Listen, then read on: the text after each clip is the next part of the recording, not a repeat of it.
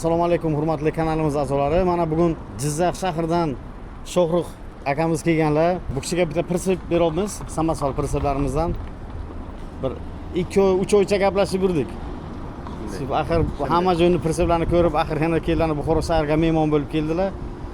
Shohrux muborak bo'lsin birinchidan prinsiplar. Ishlashingiz bardavom bo'lsin. Prinsip haqida, bizning kompaniya haqida o'zingiz fikrlaringizni bildirsangiz, keyin prinsiplarga qiziqib yurgan bizning mijozlar haqida ularga nima fikringizni bildirasiz?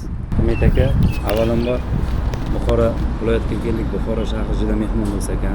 Alohida katta rahmat. O'zlari yo'l ko'rsatib, o'zlari olib kelib, chunki birinchi marta Buxoroga kelishimiz. Mehmon bo'lsa ekan, mehmondorchilik uchun alohida rahmat. Gap so'zi, rahmat sizlarga. Konseptni biz почти 3 oy bo'lib qoldi. 3 oydan beri boshqa kompaniyalarda ham ko'rdik.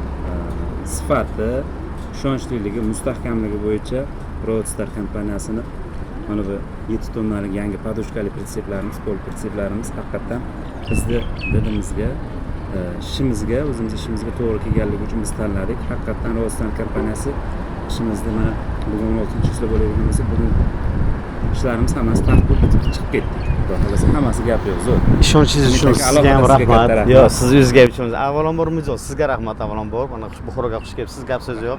Ishimiz bardavom bo'lsin. Nasib bo'lsa olib borsam, ishlatsam, yana bir 5-6 ta texnikam bor. Xudo xolasa yana olaman prinsiplarni deyapti. Ishlatib ko'raydilar. Mana ishlatib ko'ring. Xudo xolasa yana ishimiz bardavom bo'lib, Jizzaxliklar hali yana o'sha yerga keladi hali Roadstarga. nasib Xudo xolasa. Mayli, ishlaringizga omad. Rahmat. Qaydan shamolat tursin. Ishlaringizga nima bo'lsin. Sizni ham ishonch hosil qilib kelganingiz uchun, ana olganingiz uchun sizga ham kattakon rahmat. Bardavom bo'lsin ishlashimiz. Mayli, sizga ham rahmat. Mayli.